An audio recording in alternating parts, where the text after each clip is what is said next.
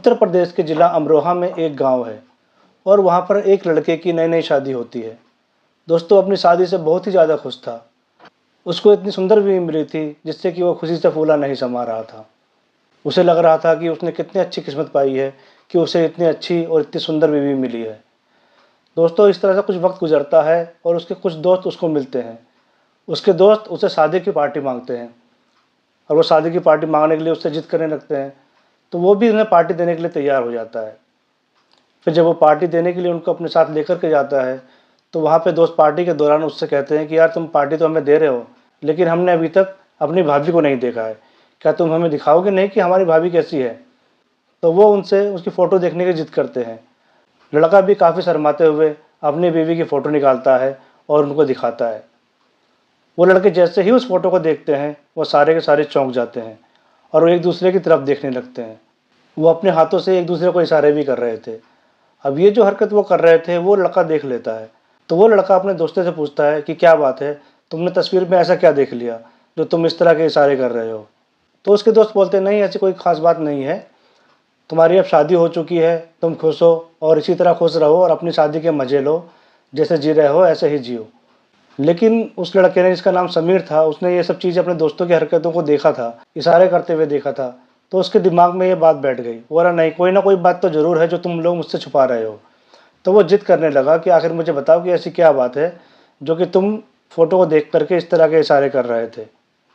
और जब वो इतनी जिद करने लगता है तो उसके दोस्त कहते हैं कि देख दोस्त, हम तुम्हें ये सब बात बताना तो नहीं चाह रहे थे, लेकिन जब तुम इतना जिद कर ही रहे हो तो सुनो, जो बात है वो हम तुमको बताते हैं।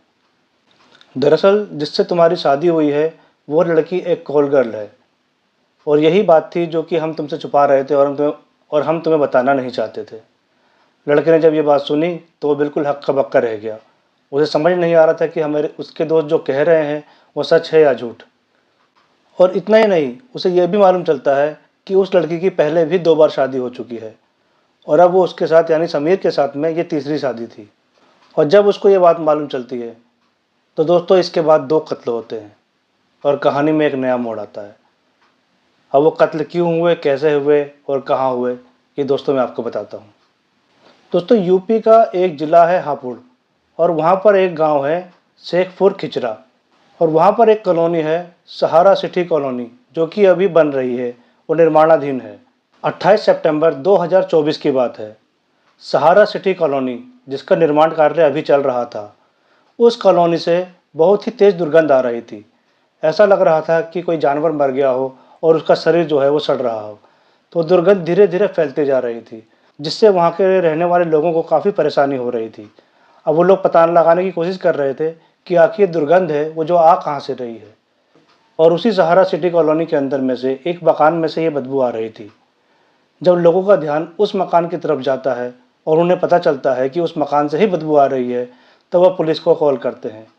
पुलिस को जैसे ही सूचना मिलती है वो तुरंत घटनास्थल पर पहुंचते हैं और उनके साथ साथ वहाँ पे उनके जितने भी बड़े आला अधिकारी थे वो भी उस घटनास्थल पर पहुंच जाते हैं। और जैसे ही उस मकान को खोला जाता है, दुर्गंध का एक झोंका बड़ी तेज़ी से बाहर निकलता है, जिससे प्रतीत हो रहा था कि जो भी चीज़ उसके अंदर थी उसे मरे हुए काफ़ी टाइम हो गया था और उसकी वजह से उसके अंदर इतनी सड़ने की बदबू आ रही थी। दोस्तों जब पुलिस अंदर जाती है और अंदर जा कर के उसको सर्च करती है, उस घर को सर्च करती है, तो वो देखती है कि वहाँ पर एक वृद्ध महिला की लाश पड़ी है जिसकी उम्र करीब 60 साल थी। फिर वो अंदर जाती है तो वहाँ एक कमरे के अंदर में देखते हैं कि वहाँ पर एक लड़की की लाश और पड़ी होती है। उन दोनों के हाथ पैर बंधे हुए थे। ऐसा लग रहा था कि मारने से पहले उन दोनों के हाथ पैरों को बांध दिया गया था।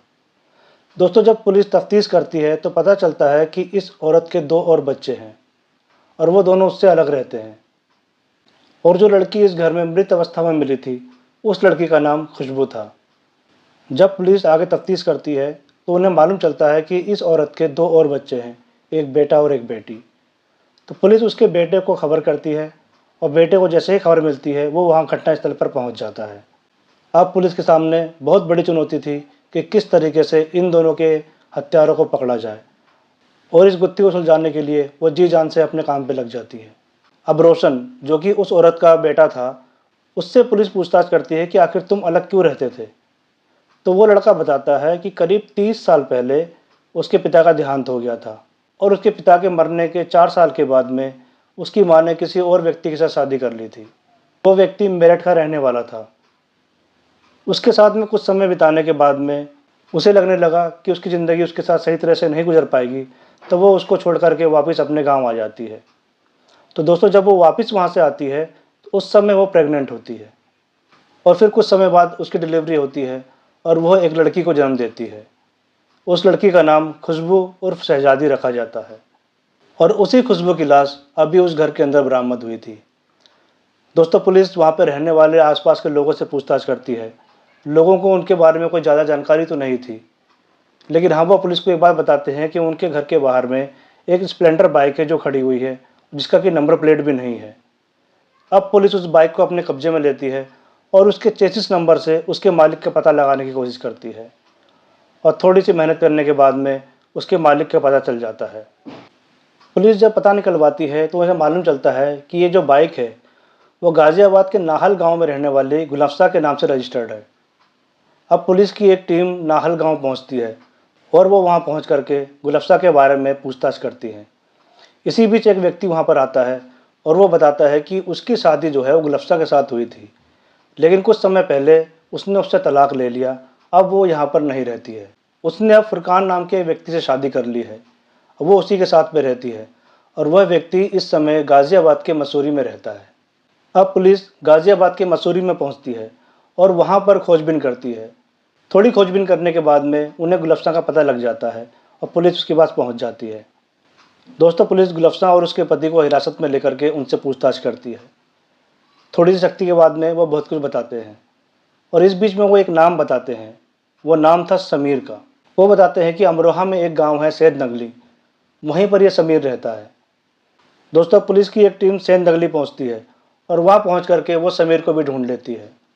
अब समीर को हिरासत में लेने के बाद में अब उससे पूछताछ की जाती है और पूछताछ के दौरान समीर पुलिस को बताता है कि कुछ समय पहले वो किसी फंक्शन में गया था और वहीं उसकी नज़र खुशबू पर पड़ती है। खुशबू देखने में बहुत ही सुंदर थी। उसको देखते ही समीर को उससे प्यार हो गया था। दोस्तों, किसी तरह समीर उससे बात करता है और वो अपना नंबर उसे दे देता है और उसका नंबर भी ले लेता है। उसके बाद इन दोनों के बीच में बातचीत शुरू हो जाती है और ये बातचीत का सिलसिला आगे बढ़ता है और कुछ समय बाद दोनों एक दूसरे से शादी करने का फैसला करते हैं। दोस्तों, समीर अपने घर में जाता है, अपने माँ बाप और अपने परिवार को बताता है कि इस तरह से एक लड़की है जिससे वो बेहद मोहब्बत करता है और उससे शादी करना चाहता है। दोस्तों, घर वालों को भी कोई एतराज़ नहीं होता, वो भी आसानी से मान जाते हैं और लड़की के साथ में उसकी शादी को बड़े ही धूमधाम से करवा देते हैं। दोस्तों, शादी के बाद में वो बहुत ज़्यादा खुश था। उसे इतनी सुंदर बीवी जो मिल गई थी। लेकिन कुछ समय बाद जब उसके दोस्त उससे पार्टी मांगते हैं और जब वो पार्टी देता है और पार्टी के बीच में जब उसके दोस्त उनकी फ़ोटो देखने की जिद करते हैं और उसके बाद जब वो फ़ोटो देखते हैं तो उस फ़ोटो को देख करके वो लोग हैरान रह जाते हैं और उस हैरानी की वजह पूछने के बाद में जो सच्चाई उसको मालूम चलती है, उसके पैरों के नीचे की ज़मीन खिसक जाती है। दोस्तों, उसे मालूम चलता है कि उसकी बीवी एक कॉल गर्ल है। अब उसे समझ में नहीं आ रहा था कि वो क्या करे, लेकिन उसे इस सच का सामना तो करना ही था। दोस्तों, फिर वो अपनी बीवी और अपनी सास से इस बारे में बात करने का फैसला करता है।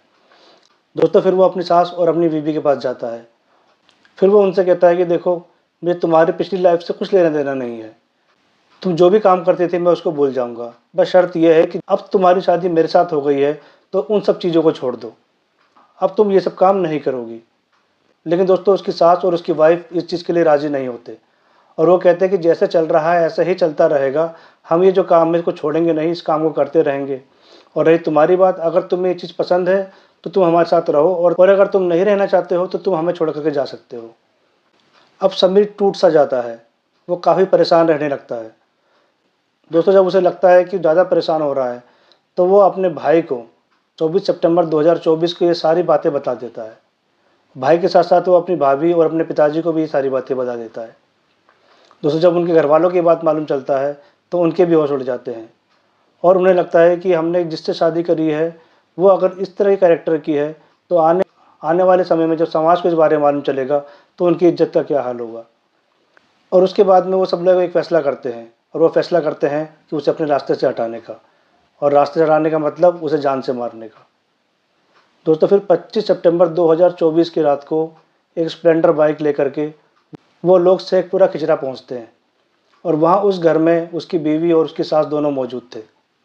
दोस्तों वहाँ पे जाकर के रात का खाना खाते हैं। रात का खाने के बाद में वो उनके सोने का इंतज़ार करते हैं।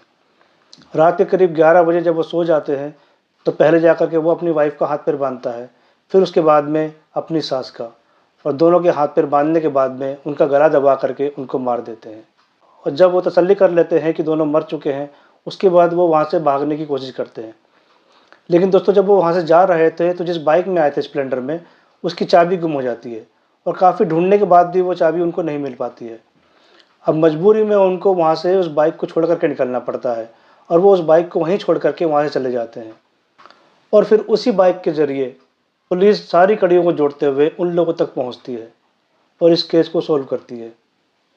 तो दोस्तों ये कहानी थी इस शादीशुदा जोड़े की। आप लोगों की इस कहानी के बारे में क्या राय है? कमेंट बॉक्स में ज़रूर बताएं। दोस्तों मेरे चैनल को सब्सक्राइब और लाइक ज़रूर करें। वीडियो पसंद आई हो तो वीडियो को भी लाइक करें। तब तक सेफ रहें, सावधान रहें। जय हिंद।